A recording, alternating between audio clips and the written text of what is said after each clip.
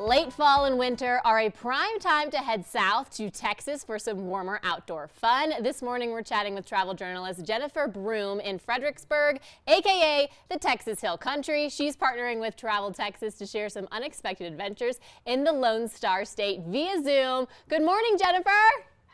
Good morning. Okay, so let's start with the outdoors. What are some of the outdoor opportunities in the Texas Hill Country?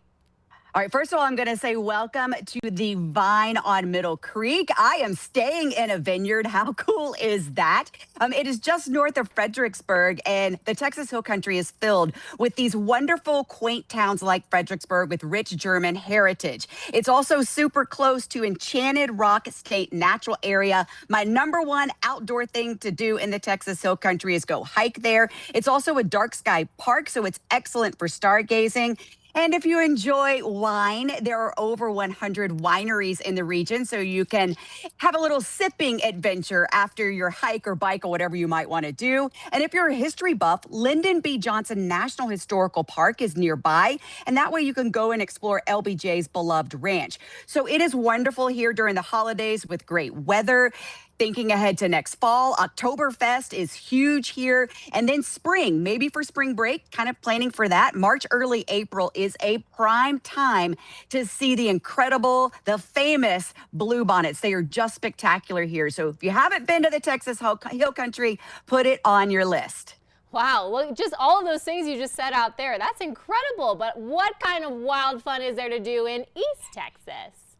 Okay, this one's going to surprise you because I'll honestly tell you it surprised me, and I have explored almost every corner of the Lone Star State. But I'm going to tell you to go to Beaumont for a sea to swamp adventure that you can do in a single day.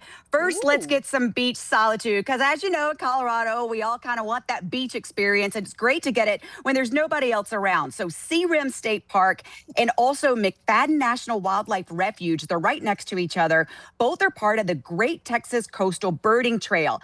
In Beaumont is this cool place. It's called Cattail Marsh Scenic Wetlands and Boardwalk. I went at sunrise. It's incredibly beautiful. It's a birding haven.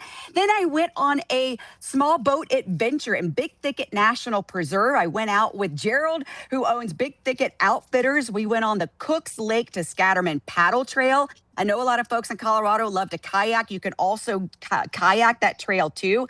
Cool way to see the ancient cypress and tupelo trees. Now, just a few hours north of Beaumont, about 4 hours north of Beaumont, is Caddo Lake. And this lake is really special. It is one of the largest bald cypress forests in the world. I was absolutely blown away when I went on a boat ride guided tour with Mossy Break Camp Caddo Lake Swamp Tours. It was something I honestly had never seen. It's otherworldly. It was a scene I wasn't expecting to find in Texas, and it's a spot that I really want to go back to. If you go to Caddo Lake, I'm going to tell you to stay in the small town of Jefferson, especially if you like American history. There's a ton of it, from railroad history, Civil War history, westward expansion history, all in that small little town very close to Caddo Lake. All right, let's go off the cusp here. What's an unexpected adventure in the Texas Panhandle? Okay, so this one is the closest one for you. It's not that long of a drive, just a couple of hours. And the Panhandle is home to the second largest canyon in the United States. And I'm talking about Palo Duro Canyon State Park. It is 120 miles long. The canyon is. My favorite hike there is the Lighthouse Trail. It takes you to one of the park's most iconic rock formations. Now, Palo Duro is just 25 minutes from downtown Amarillo, and in particular, Route 66 and the Mother Road is having its centennial celebration next year. Going to be 100 years old. So you can go and explore Route 66 in Amarillo.